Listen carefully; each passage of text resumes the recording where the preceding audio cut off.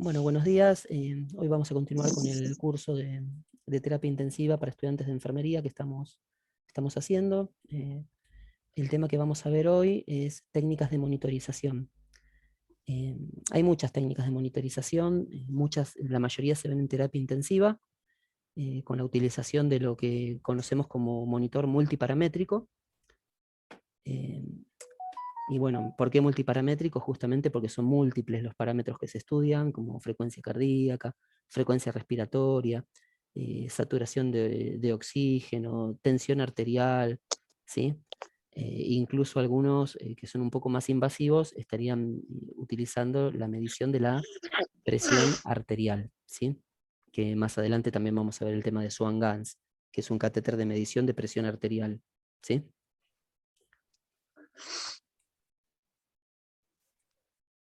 Bien, técnicas de monitorización no invasiva. Tenemos la electrocardiográfica. Vieron que se veía, habíamos dicho que se veía el electrocardiograma a través de la monitorización de la frecuencia cardíaca. Va a aparecer en el monitor el pulso del paciente, la frecuencia cardíaca. Y va a aparecer en el monitor todo también la onda P, Q, R, S, T, que es el reflejo del electrocardiograma dentro del monitor, ¿sí? Ahí podemos ver si hay alguna taquicardia, si hay alguna fibrilación, si hay algún tipo de alteración del ritmo cardíaco, ¿sí? Más allá de que si está aumentado o está disminuido, es decir, taquicardia o bradicardia, si está aumentado o si está disminuido. También podemos llegar a identificar si es alguna alteración auricular, como una FA, fibrilación auricular, FB, fibrilación ventricular, ¿sí? O, bueno, o asistolia en el caso más grave. Se utiliza, como habíamos dicho, en pacientes que se encuentran en terapia intensiva, en unidad de cuidados intensivos. Puede ser una unidad coronaria, una unidad de terapia intensiva polivalente, pero también se utiliza en algunas situaciones con pacientes que no están en una terapia intensiva, sino que requieren algún tipo de control más estricto de sus parámetros vitales, no necesariamente estando en una terapia intensiva, ¿sí? Em, Hace unos días, por ejemplo, trabajé en el servicio de pediatría donde yo trabajo, y tuve un paciente que recibía inmunoglobulina, y es una medicación que requiere muchos cuidados, y entre ellos es la monitorización constante de sus funciones vitales, por si hay algún desajuste, alguna cuestión, y bueno, nada, tiene que estar controlándose constantemente. Y ahí tuvimos un monitor de estos monitores multiparamétricos, dentro de lo que es la técnica de monitorización no invasiva. Ahí le tomábamos la tensión arterial, la frecuencia cardíaca, la frecuencia respiratoria, la saturación de oxígeno y la temperatura en forma constante. También tiene medición de temperatura en forma constante, eso es algo, uno de los parámetros que no había mencionado yo, ¿sí? Bueno, entonces monitorización electrocardiográfica, monitorización de la frecuencia cardíaca, monitorización de la frecuencia respiratoria, saturación de oxígeno. Todos estos aparecen ondas que los representan, ¿sí? Dentro del monitor se ven las ondas que van representando cada uno de estos parámetros. También hay monitorización del dióxido de carbono expirado, de la presión arterial y la presión del pulso. Se ve todo, ¿no? ¿O se acuerdan que una vez estaba dando clases y no se veía? Se está viendo, ¿no? Sí, profe, se ve. Bárbaro, perfecto. Sí, profe. Bien, ahora vamos propiamente al de monitorización electrocardiográfica. Es un procedimiento habitual y que se utiliza en unidades de cuidados intensivos. Todo paciente que está en unidades de cuidados intensivos va a tener este tipo de monitorización, la monitorización electrocardiográfica, ¿sí? Se registra la frecuencia cardíaca y, como habíamos dicho, se detecta arritmias como por ejemplo una FA, una FB, ¿sí? Una taquicardia, cualquier tipo de arritmia se puede llegar a visualizar ahí. Obviamente eso es como un primer momento, como una primera valoración, podemos llegar a ver esto, si hay algún tipo de arritmia, pero ya para un estudio un poco más profundo, ya se indicaría o estaría indicada la realización de un electrocardiograma, ¿sí? ¿Qué conocimiento tienen dentro de la electrocardiografía? ¿Han hecho algún curso de electrocardiograma? ¿Les han dado alguna clase específica de ese tema o no han visto nada al respecto? A mí me lo dio muy por arriba el tema. Sí. ¿El resto? No, También, yo no, profe. yo no vi nada. Hacer Muy por electro sí, arriba. pero Está bien, está bien. entenderlos mucho no todavía. Bien. Yo tengo una clase armada también de electrocardiograma. Es una clase, no es tampoco gran cosa, pero lo puedo llegar a dar dentro de esta unidad. ¿Se acuerdan que les había dicho dentro de las unidades que vamos viendo, en base a lo que vamos hablando, puedo llegar a agregar otros temas? Así que voy a tratar de agregar electrocardiografía, ¿sí? Después me lo escriben por el WhatsApp, así yo me acuerdo también. Bien, bueno, ya este electrocardiograma continúa, es un procedimiento habitual de vigilancia y control utilizado en las unidades de cuidados críticos. Permite registrar la frecuencia cardíaca, detectar arritmias e isquemia del miocardio. También se puede comprobar con este método el funcionamiento adecuado o no de los marcapasos, ¿sí? Bien, continuamos con el mismo tema, que es la monitorización electrocardiográfica. Se colocan entre 3 a 5 electrodos sobre la superficie del tórax. Vieron que hay algunos elementos, algunos monitores o el conector al paciente en realidad tiene 3 conectores. Hay otros que tienen 5, ¿sí?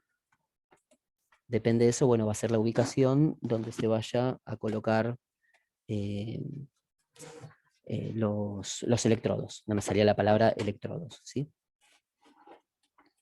Bien, este sistema permite controlar una o dos derivaciones de forma simultánea. Reconoce arritmias, se seleccionan las alarmas. ¿Las alarmas para qué pueden llegar a servir? ¿Se les ocurre?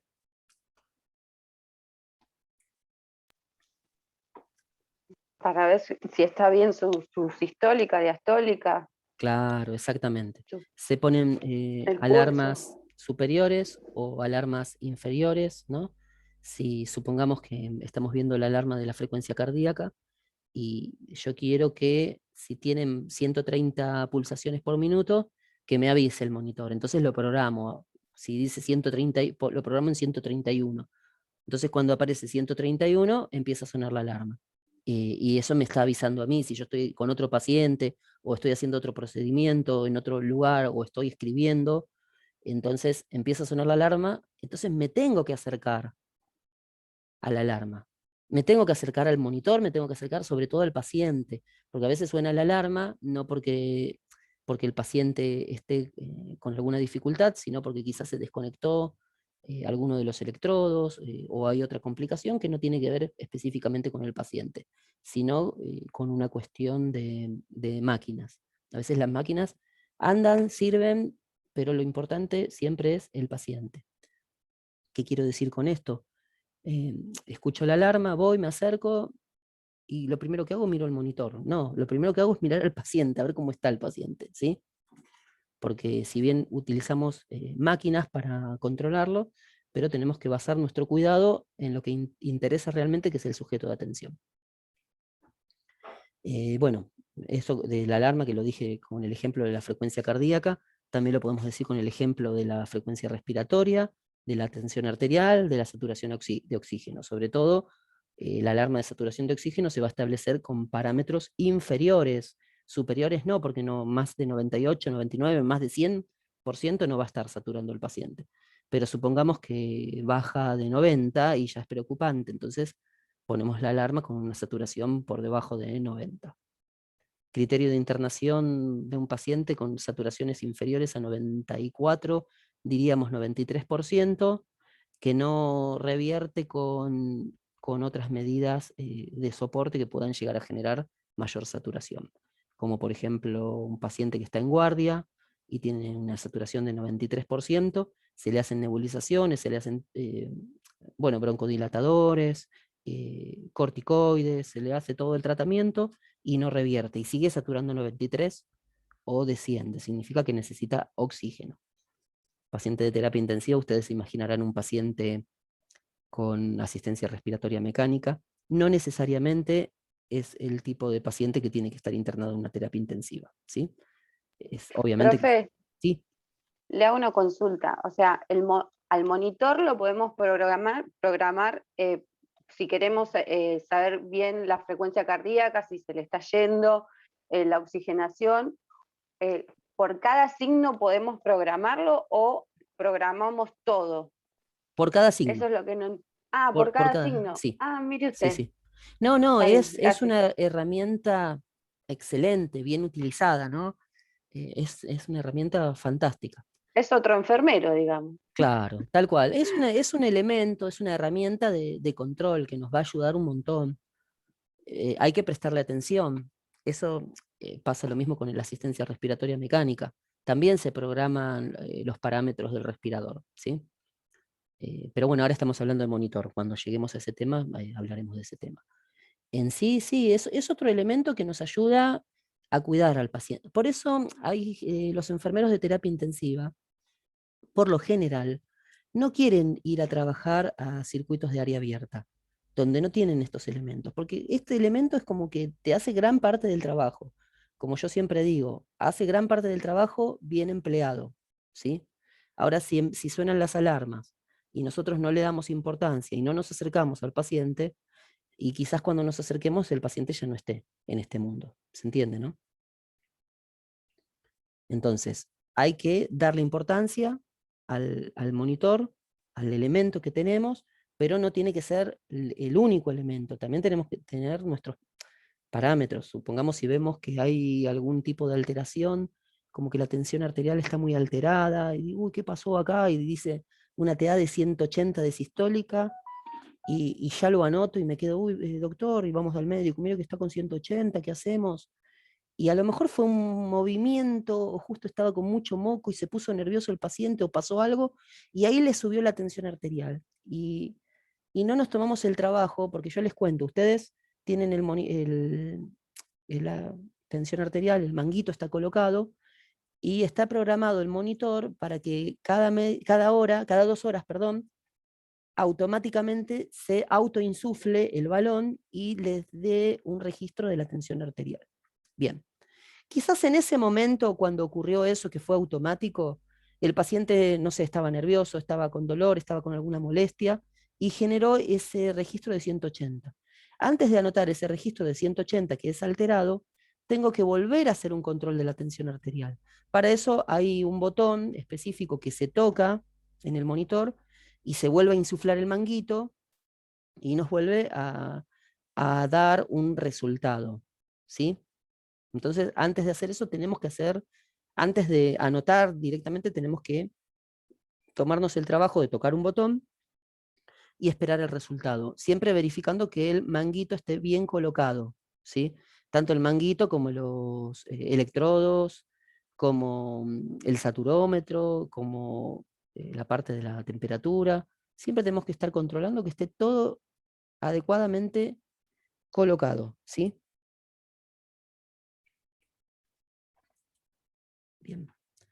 Bien, consideraciones de enfermería referidas a la monitorización electrocardiográfica.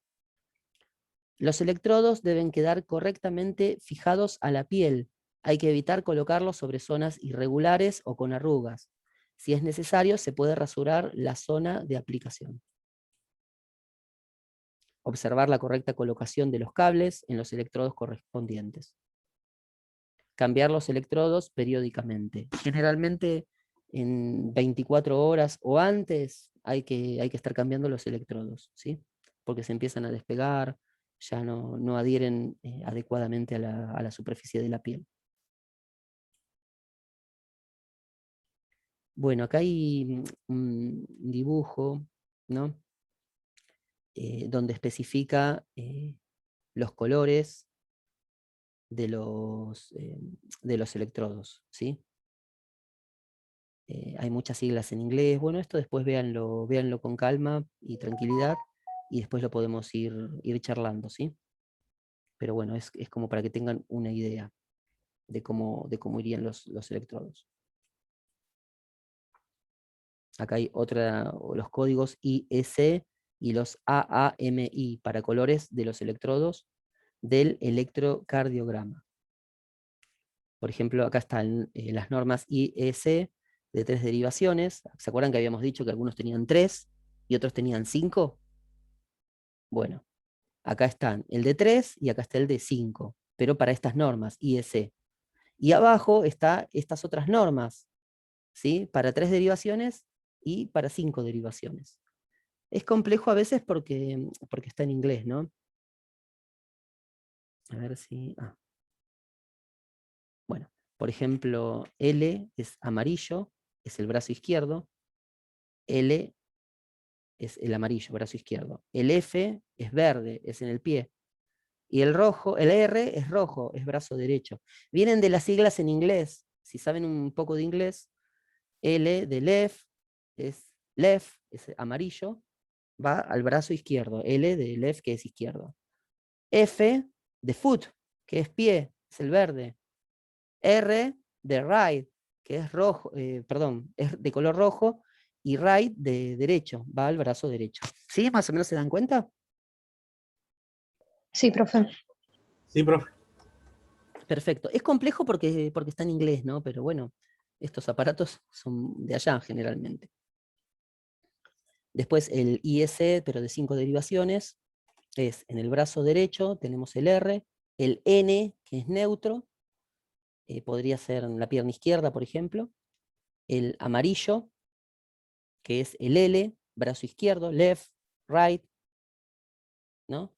El F de pie, que es en el F de foot, que es en el pie, y el blanco que va en el tórax, ¿sí? Eso después, cuando ustedes están en la práctica, también los van colocando. Se pueden ir basando un poco en esta planilla, que está bastante bien explicada, y después una vez lo colocan, van chequeando en el monitor cómo se va visualizando, ¿sí? Si llegan a tener la posibilidad de andar por una terapia intensiva, o por una unidad coronaria, o por un servicio de urgencia, donde utilicen estos elementos, traten de meterse y de indagar un poco en esto, ¿sí? A lo mejor empiezan a ver estos, le pueden hacer una captura de pantalla, lo llevan y empiezan a mirar cómo colocar los electrodos, ¿sí? Y una vez los colocan, visualizan en el monitor cómo se ven, ¿sí? Ahí se van a dar cuenta si está bien colocado o no. Después tenemos estas otras normas que son de 3 derivaciones también. Bien, tenemos negro, rojo y blanco. Esto sí, a ver, era left, que es izquierdo, R. ¿Qué es R? Brazo. Brazo, bien, gracias. Entonces, brazo izquierdo. Left es el rojo.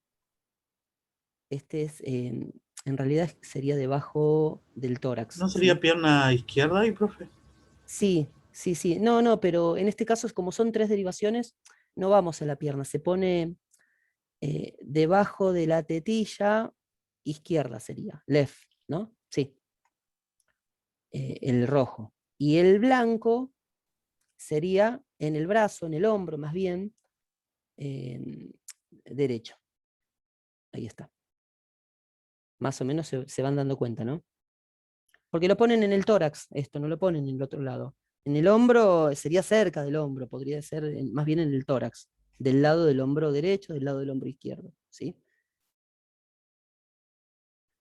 Y bueno, después tienen este otro, que es el de 5 derivaciones, right arm, blanco, right left, verde, left arm, negro, y bueno, y así. Es complejo explicarlo así, esto es algo que a veces hay que verlo un poco en la práctica, ¿no? En la práctica es más simple porque uno lo va haciendo y lo va mostrando. Así que bueno, eso los invito a que traten de verlo. Yo después les voy a buscar algún videíto a ver si explica un poquito mejor esto también, ¿sí? Bueno, continuamos con las técnicas de monitorización. Debemos explicar el procedimiento al paciente, eso siempre.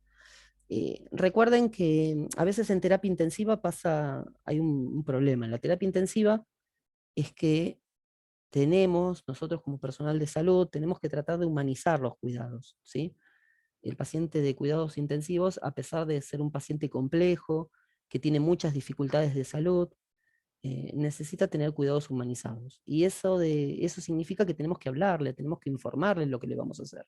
Tenemos que explicarle el procedimiento en sí, ¿sí? Explicarle esto de las falsas alarmas que pueden sonar. ¿Vieron eso que yo les decía que a veces suena una alarma, vamos, y no es nada? O es porque se desconectó un sensor, o porque se desconectó un electrodo, y bueno, lo volvemos a conectar, lo volvemos a arreglar, y esas son falsas alarmas, que el paciente lúcido a veces tiene miedo, escucha un sonido y se preocupa, ¿me está pasando algo? Y le da más ansiedad, y eso le eleva la frecuencia cardíaca, le eleva la tensión arterial, y le puede producir un daño por estrés, ¿sí? Por preocuparse tanto. Por eso hay que explicarle, darle a entender que pueden ocurrir sonidos extraños o alarmas que no necesariamente es que le está pasando algo. Eso, de esa forma le vamos a generar tranquilidad al paciente, ¿sí? Bueno, colocar sobre el tórax de 3 a 5 electrodos para captar la actividad eléctrica del corazón. Depende si el aparato tiene 3 o tiene 5 electrodos, ¿no? Comprobar el correcto contacto entre los electrodos y la piel. Si hay exceso de vello, hay que eliminarlo, habría que rasurarlo, por ejemplo. Si es un paciente lúcido, obviamente le pedimos autorización, ¿sí?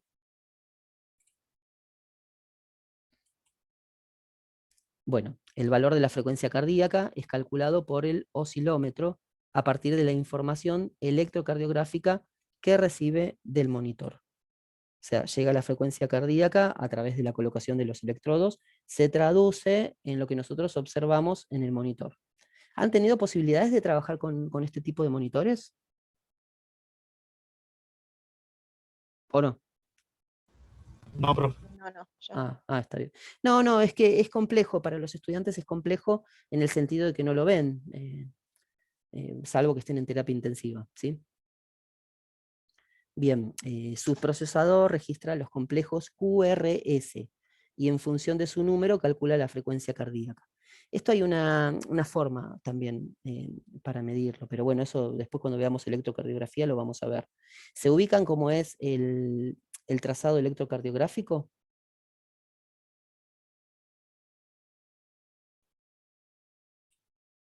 A ver si puedo hacer algo. Voy a dibujar, espero que vean, díganme si ven. Sí, se ve. No es un super dibujo, pero bueno.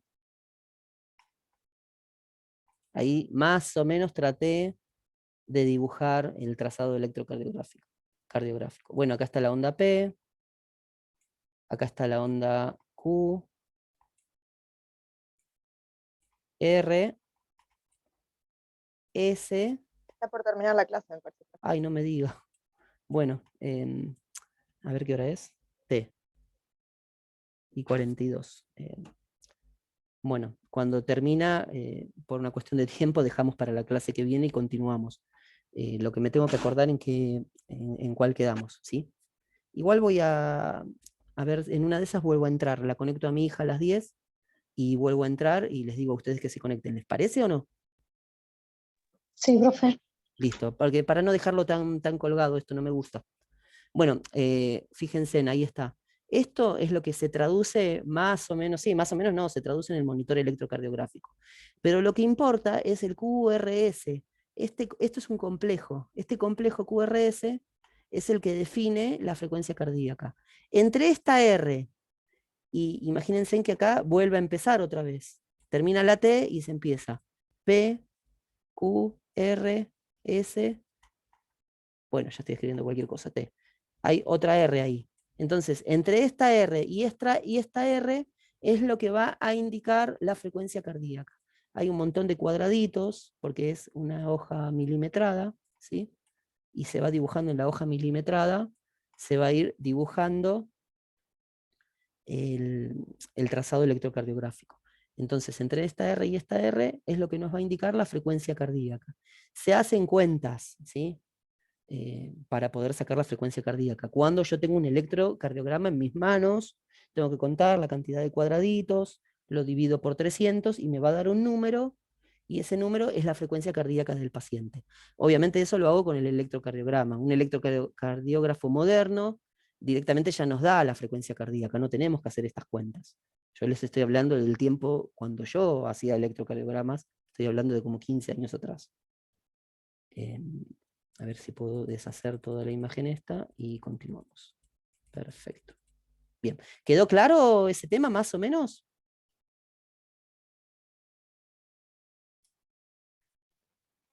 Sí, Sí, profe. profe. Bien, yo sé que hay cosas que a veces son difíciles de explicar, pero bueno, le tratamos de ir buscando la vuelta. Bien, perfecto.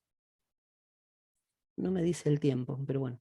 Los monitores disponen de un sistema de alarmas para este parámetro, con un límite superior y otro límite inferior. Es lo que habíamos dicho hace un rato, ¿no? Nosotros tenemos que regular eso, cuando queremos que suene. Arriba de 130, a lo mejor abajo de 60, también queremos que suene. Otro parámetro a valorar es la frecuencia respiratoria, que puede determinarse de forma continua en un monitor mediante los cables del electrocardiograma, que también pueden registrar cambios causados por la respiración. No nos tenemos que quedar, gente, nunca con el valor que nos da el monitor, ¿sí? El monitor nos dice frecuencia cardíaca tanto, frecuencia respiratoria tanto. Valorémoslo nosotros también. O sea, a pesar de que el monitor dice eso, pongámoslo con nuestro segundero y veamos cuántas respiraciones por minuto hace el paciente. Toquemos al paciente, qué frecuencia cardíaca tiene. Auscultemos, ¿sí? Usemos todos los elementos que tenemos para valorar al paciente. Comparemos la frecuencia cardíaca que dice el monitor con la frecuencia cardíaca que yo puedo palpar, y así con todos los parámetros, ¿sí? Los monitores disponen de un sistema de alarmas de frecuencia respiratoria, con un límite superior y otro inferior. Es lo mismo que decíamos hace un rato, tanto para la frecuencia cardíaca, frecuencia respiratoria. Monitorización de la saturación de oxígeno.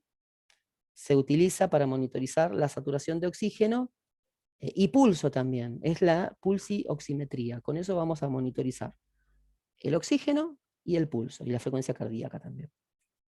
Muchos de ustedes deben tener ese famoso aparatito que es como un dedal, que es como como un brochecito que se coloca en el paciente y les da la saturación y la frecuencia cardíaca. ¿Lo tienen como parte de su equipo de bolsillo? Sí, profe. Sí, Sí. sí. En muchos lugares, en las escuelas de enfermería piden que lo tengan como parte de su equipo de bolsillo. En mis tiempos no, porque era un aparato caro y no sé si existía algo tan simple como lo que estoy diciendo. Bien, mediante la pulsioximetría es posible detectar estados de hipoxemia que serían difícilmente valorables mediante la observación clínica. Por ejemplo, la cianosis se asocia a hipoxemia grave. Solo se aprecia clínicamente cuando la saturación de oxígeno ha descendido por debajo del 80%. Se dan cuenta, este es un detalle importante. Ustedes saturan a su paciente y dice 90%. Entonces, ahí es un estado que hay que hacer algún tipo de intervención de enfermería, ¿sí? Dar aviso al médico, colocarle oxígeno, posición Fowler, las cosas básicas de cuidados de enfermería para el paciente respiratorio. Y, bueno, darle aviso al médico. Sin embargo, ese 90% no se va a ver simplemente viendo al paciente y valorando al paciente. Se lo va a ver a partir de utilizar este tipo de instrumento, el pulsioxímetro, ¿sí? Entonces, fíjense en la importancia podemos llegar a prevenir un daño mayor al paciente utilizando estos instrumentos.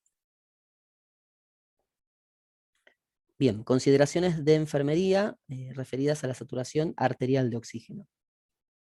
Cambiar el lugar de colocación del sensor cada 2 a 4 horas en adultos y cada hora en niños muy pequeños. Eso mismo puede producir hasta una úlcera, puede producir una lesión si está mucho tiempo colocado en un mismo lugar.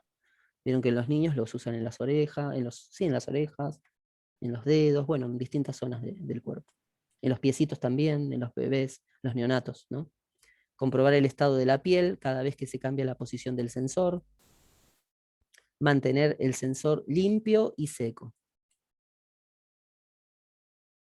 Bien, situaciones que modifican la exactitud de la pulsioximetría.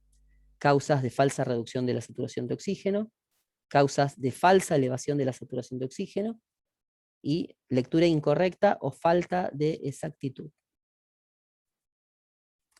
Bien, acá tenemos cada una específicamente como causas de falsa reducción de oxígeno.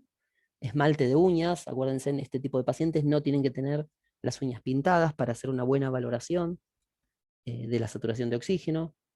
Pacientes con piel oscura también es más difícil la valoración, porque no va a censar adecuadamente el sensor, ¿sí? No va a medir los parámetros. Lámpara de luz infrarroja también lo altera. Elevación de los lípidos en sangre también produce alteración. Y anemia también. Pero imagínense, ¿por qué la anemia? Porque el oxígeno se transporta a través de los glóbulos rojos, ¿sí? Y si hay anemia, entonces va a estar disminuida el transporte de oxígeno, ¿sí?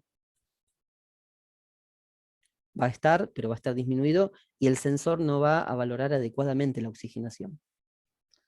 Otra cuestión, causas de falsa elevación de saturación de oxígeno, elevación de los valores de carboxihemoglobina también.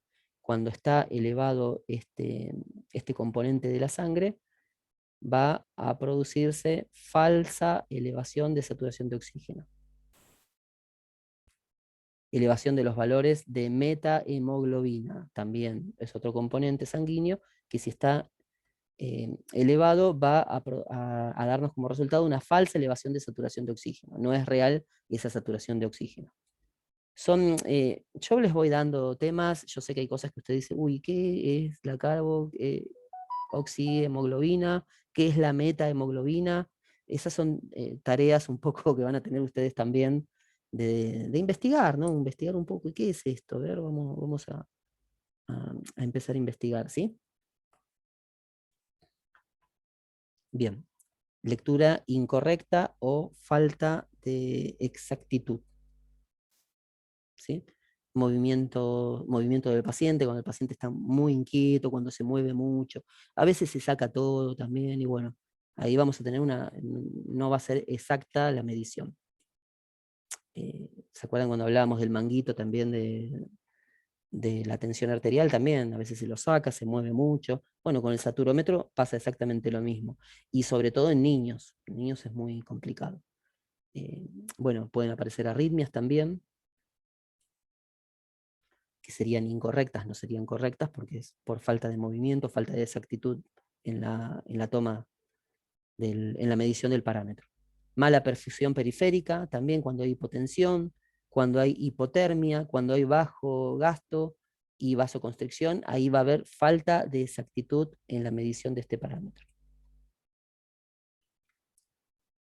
Bien, técnica de monitorización. Explicar el procedimiento al paciente y advertirle que puede generarse falsas alarmas por desplazamiento del cable o del sensor. Limpiar el lugar de aplicación, en ocasiones puede ser necesario. Eliminar el esmalte de uñas, retirar pendientes, cortar las uñas. Las uñas largas hay que cortarlas para hacer una medición adecuada. Gente, ¿están ahí, no?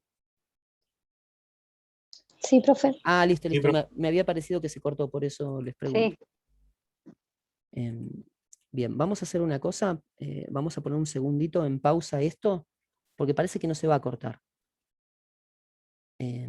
Así que yo voy a poner en pausa y continuamos ahora en unos minutitos, ¿sí? Bueno, está Bueno, bien. Lo que creo que se sigue grabando. Quiero poner en pausa la grabación. Bien, bueno, estábamos en esto de técnicas de monitorización.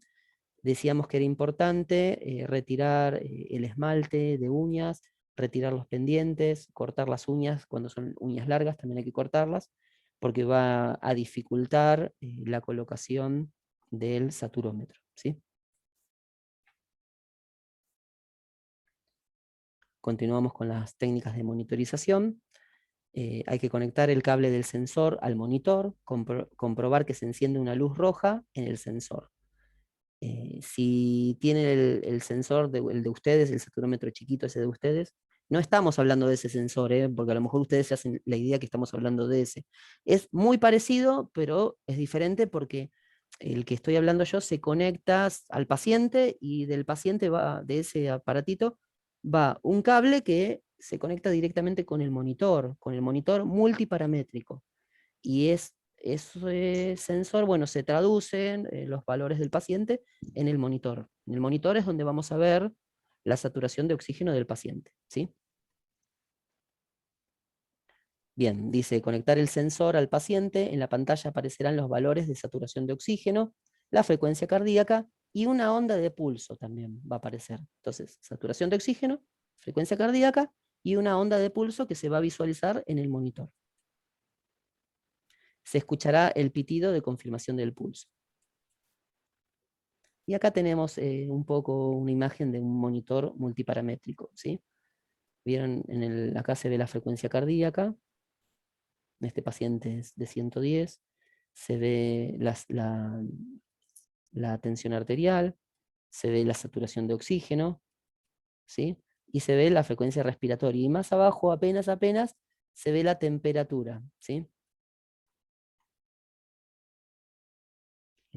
Bueno, cada monitor tiene su historia, pero acá más o menos este botón circular, están viendo el cursor, ¿no? ¿Cómo lo muevo? Sí, Ayuda Sí, profe. para algunas funciones, hay que investigar un poco, bueno, habría que, se aprieta ahí, se hace push ahí, uy, hice con el mouse, y en base a eso nos da la entrada a las diferentes funciones del monitor multiparamétrico. Después vamos girándolo y vamos eligiendo la frecuencia cardíaca, la tensión arterial, la temperatura, y bueno, nos vamos metiendo con ese botoncito prácticamente entre apretarlo y girarlo, vamos obteniendo los distintos valores y les vamos dando funcionalidad a las alarmas, cómo queremos que funcionen estas alarmas, ¿sí? Después, bueno, acá tenemos este botón, también que sería, ustedes se dan cuenta igual, es el botón de encendido o apagado del monitor. Acá tenemos el botón de alarma, ¿sí? Después los otros, bueno, no se ven bien, habría que verlo en la práctica misma. El monitor que teníamos el otro día en la pediatría tenía un botoncito que apretábamos para cada vez estar, decía, que era para iniciar un nuevo control de tensión arterial. Bien, monitorización de la presión arterial.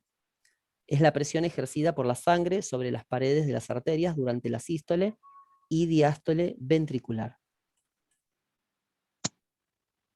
A ver, esperen que tengan en cuenta, ahora en este momento estamos hablando de presión, de parámetros, monitorización no invasiva.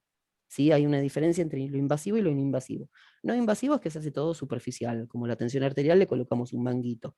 Ahora si queremos un parámetro más fidedigno, vamos a decir, utilizamos la medición propiamente de la presión arterial, que es a través de un catéter que se coloca en una arteria, y eso se coloca un monitor a través de un transductor, y nos da un parámetro más fidedigno, vamos, de la presión arterial. Es más, como decir, interno. Es una medición interna, ¿sí? Esto que estamos hablando es externo, es a través de la utilización del manguito. ¿Se entendió la idea, Ese no? catéter, profe, que está hablando es el catéter de PIC, ¿puede ser? Presión intracraneal es otro también. El que Ah, utiliza es ok, el PIC. perdón. No, perdón, no, está bien. Porque la idea de estas charlas también es que sea interactivo. Si ustedes tienen algún conocimiento, algo que yo también puede ser que no lo sepa también, lo podemos hablar y lo podemos, entre todos podemos ir aprendiendo. Ese es otro. Presión intraarterial es el que yo estoy hablando ahora. Pero bueno, ahora estamos hablando de la presión arterial, o yo lo tengo más conocido como tensión arterial, ¿sí? Porque es externo, es a través del manguito, como cuando le toman a un paciente la tensión arterial sin estar en una terapia intensiva, ¿sí? Bueno, acá después tenemos parámetros de tensión arterial. Óptima es menos de 120 la sistólica, menos de 80 la diastólica, que sería como límite 120 y 80 la diastólica. La normal es entre 120 y 129, La diastólica normal entre 80 y 84. Cuando es normal, pero es un poquito alta, es entre 130 y 139. 85 y 90 la diastólica. Hipertensión grado 1, grado 2, grado 3, hipertensión sistólica aislada. Después miren los parámetros estos. Pero bueno, van variando bastante, ¿sí? Sepan que hay grados de hipertensión. Bien, tamaño de brazaletes de medición no invasiva de la presión arterial. Por ejemplo, el adulto grande, hay distintos tipos de adultos en tamaño físico, ¿no? El ancho tiene que ser 15 centímetros, la circunferencia 33. El adulto normal, el ancho 12 centímetros, la circunferencia 25. Adulto pequeño, 9 de ancho, 18 de circunferencia. Y el niño, 6 de ancho y 10 de circunferencia. Recuerden que el niño, acá dice niño, pero hay contemplados también otros tipos de niños, porque niños es hasta los... Las pediatrías atienden hasta los 14 años, si bien pasa adolescencia, pero sigue siendo un niño. ¿Sí? Ya después de los... sí, a los 14 ya se lo atiende como consultorio de adolescencia, pero en la guardia pediátrica se atiende hasta 14 años, ¿sí? Después de los 15 ya se atendería en guardia de adultos. Pero bueno, un niño de 14 años es un niño muy grande y ya quizás pueda utilizar alguno de estos otros manguitos, del adulto pequeño, del adulto normal y hasta del adulto grande. Bien, continuamos con las técnicas de monitorización, pero ahora en este caso, hasta ahora estábamos viendo monitorización no invasiva y ahora empezamos con la monitorización invasiva.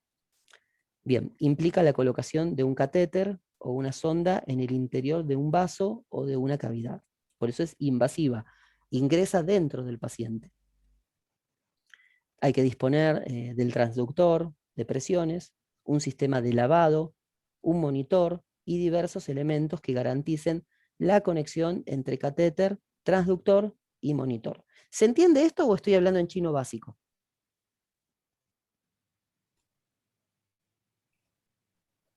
Sí, algo se entiende. Bien. Sé que es complejo y estoy seguro, ya la armé hace un tiempito esta clase, pero estoy seguro que debo haber puesto unos gráficos para explicarlo un poco mejor. Espero Claro, que capaz que con los gráficos es claro. como que uno se va guiando un poco más. Sí, sí, pero más o menos es así, ¿no? Ustedes necesitan primero un catéter, que es lo que va a ingresar dentro del paciente, ¿sí?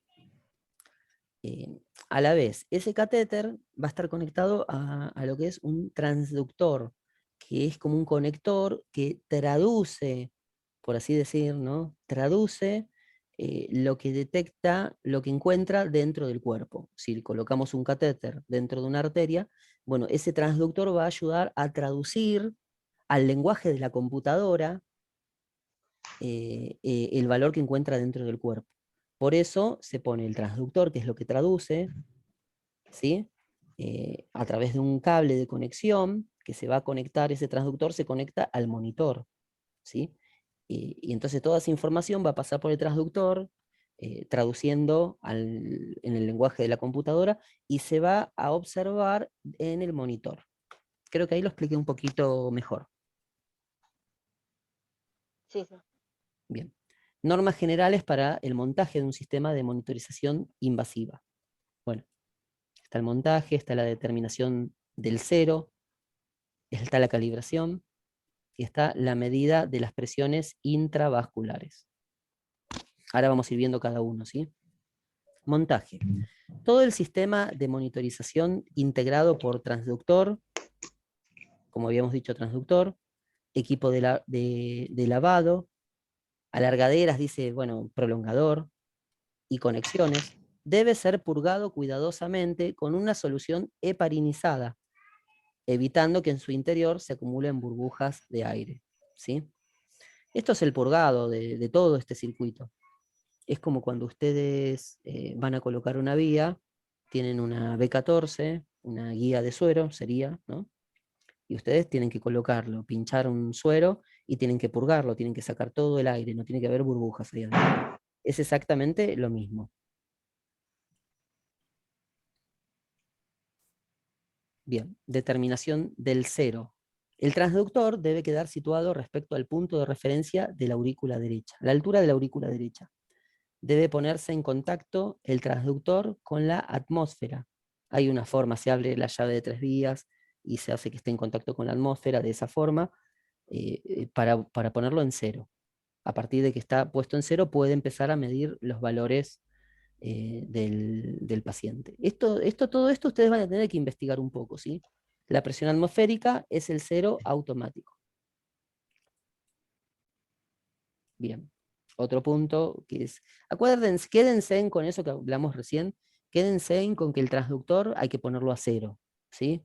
Después cuando ustedes vayan haciendo su práctica, cuando lleguen a una terapia intensiva, que a veces hacemos terapia intensiva y a veces no llegamos a ver, muy pocas veces llegamos a ver esto, ¿sí? Entonces quédense con que el transductor, todo el circuito, hay que ponerlo a 0 antes de empezar a hacer una medición, ¿sí? Calibración. Una vez determinado el 0, debe calibrarse el monitor. Y bueno, acá lo que dice que se calibran automáticamente, hoy en día. No hay que hacer nada para eso, sino que se calibra automáticamente. Bien, medidas de la presión intravascular. Cuando el sistema ya está calibrado, o sea, se puso a 0 y se calibra, se cierra la comunicación entre el transductor y la atmósfera y se abre el sistema intravascular a medir. ¿Se acuerdan esto que yo les decía? Se abre la llave de 3 vías, cosa que está en contacto con la atmósfera, no hacia el paciente, sino con la atmósfera. Como si fuera que la llave de 3 vías queda abierta.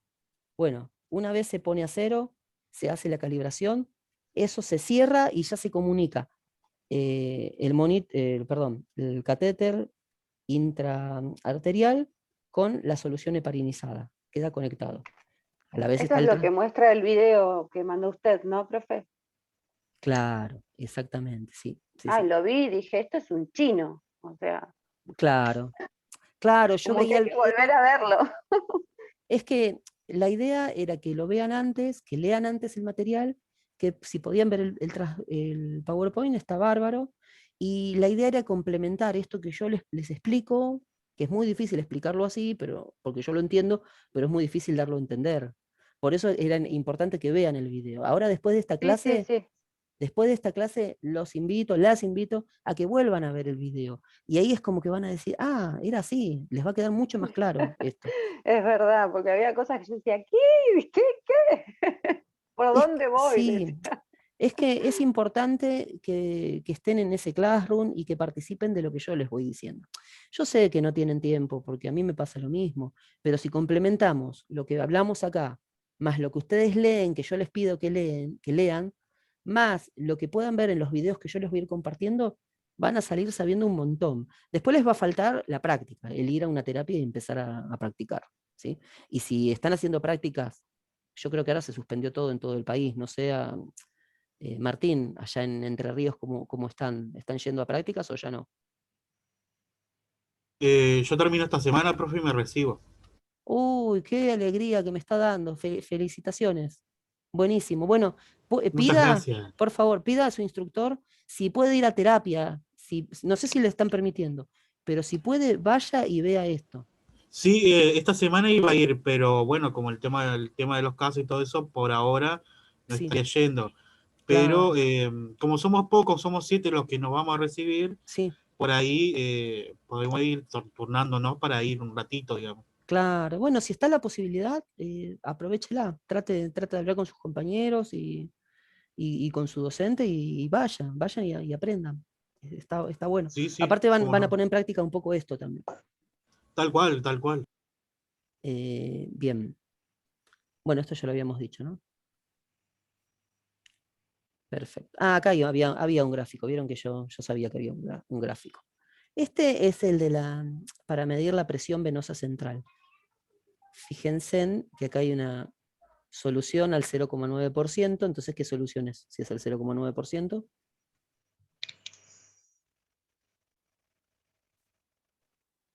Fisiológica. Exacto, solución fisiológica. Bien. Entonces, acá tenemos la solución fisiológica. Bien. Acá tenemos todo el conector. No se llega a ver bien del todo el, como yo quería. Bueno, y esta es una regla. La regla está calibrada, tiene unos números. Acá está la llave de 3 vías y acá está el catéter venoso central. Este es un catéter venoso central. Se conecta todo esto.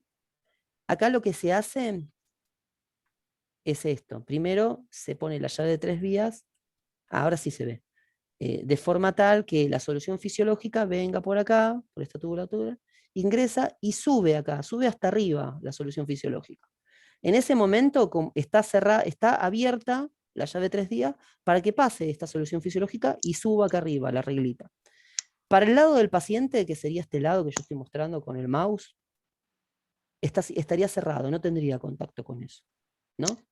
Una vez entró el líquido acá, lo que hago, y está ahí arriba, lo que hago, doy vuelta la llave de 3 vías, de forma tal que la solución fisiológica estaría anulada, estaría cerrado. Y el líquido estaría el líquido acá dentro de la reglita y tendría contacto directo, comunicación directa con la vía central que tiene el paciente, ¿sí? Entonces, esto estaría abierto, todo lo que estoy marcando ahí estaría abierto. En ese momento, el líquido que está dentro de esta reglita empezaría a descender hasta, no sé, un número determinado. Y empezaría a hacer este movimiento que estoy haciendo con el mouse. Eso se llama oscilación, empezaría a oscilar.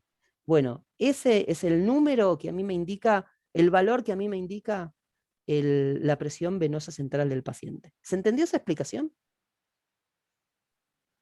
Sí, sí, perfecto. Sí, Bueno, cualquier cosa, igual si tienen la duda y no se animan a hablarlo ahora, porque me suena ese sí, sí, es como con mucha duda, pero no importa, después cualquier cosa lo vuelvo a explicar por el WhatsApp, si quieren me escriben por privado o en el grupito mismo y yo se los vuelvo a reexplicar, ¿sí?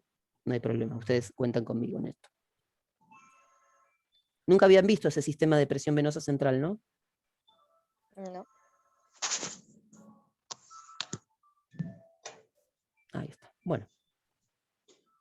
Bien, continuamos con la presión venosa central. Que la sigla que utiliza es esta, PVC, es la presión de la sangre en la aurícula derecha. En condiciones normales, su valor oscila entre 5 y 12 centímetros de agua en los adultos y entre 3 y 10 centímetros de agua en niños. Esos son parámetros que debemos tener en cuenta, ¿no? A la hora de valorar la presión venosa central, ¿sí? Bien, técnica de medición mediante la columna de agua. Explicar el procedimiento al paciente, siempre todo procedimiento, sobre todo, perdón, cuando un paciente está lúcido, se lo tenemos que explicar, ¿sí? Le tenemos que decir qué es lo que le vamos a hacer al paciente y por qué y para qué y un montón de cosas, ¿sí? Acuérdense que ante todo es una persona, ¿sí? Colocar el catéter a través de una vía central hasta la aurícula derecha. Bueno, eso no lo hacemos nosotros, obviamente, pero bueno, hay que saber cómo se hace por lo menos. Conectar el catéter a un equipo de infusión endovenosa que disponga de una llave de 3 vías con un prolongador que se adapte al manómetro de medida. Es más o menos lo que veníamos diciendo, lo que expliqué anteriormente, pero ahora el paso a paso. Con el gráfico queda más que claro. El manómetro de medida debe colocarse en posición vertical con el punto 0 situado a la altura de la aurícula derecha. Línea media axilar, ¿sí? Bien, para medir la presión venosa central, el paciente debe permanecer plano en la cama o con la cabecera ligeramente elevada.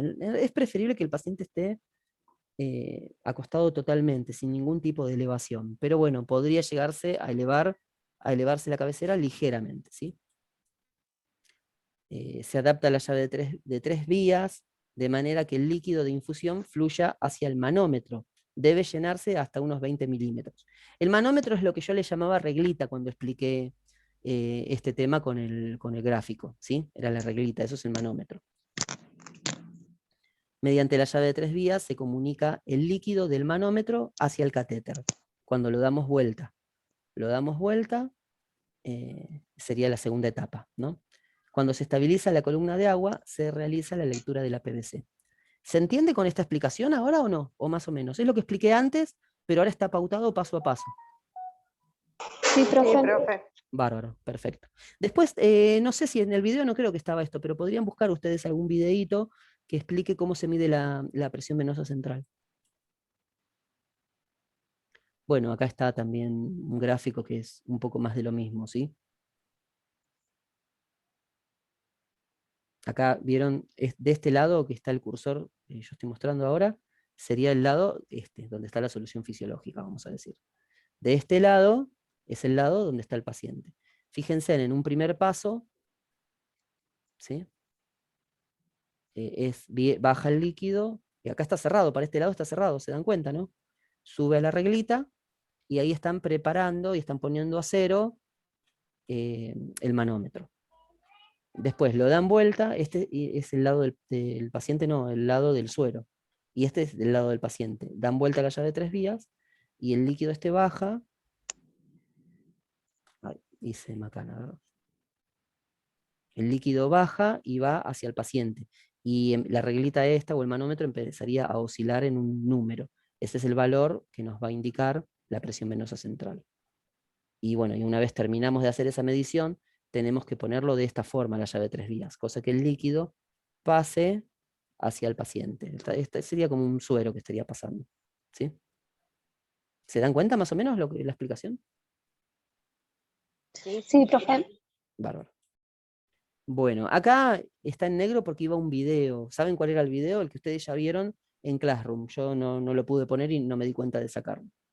Así que bueno, con esto, nada, muchas gracias.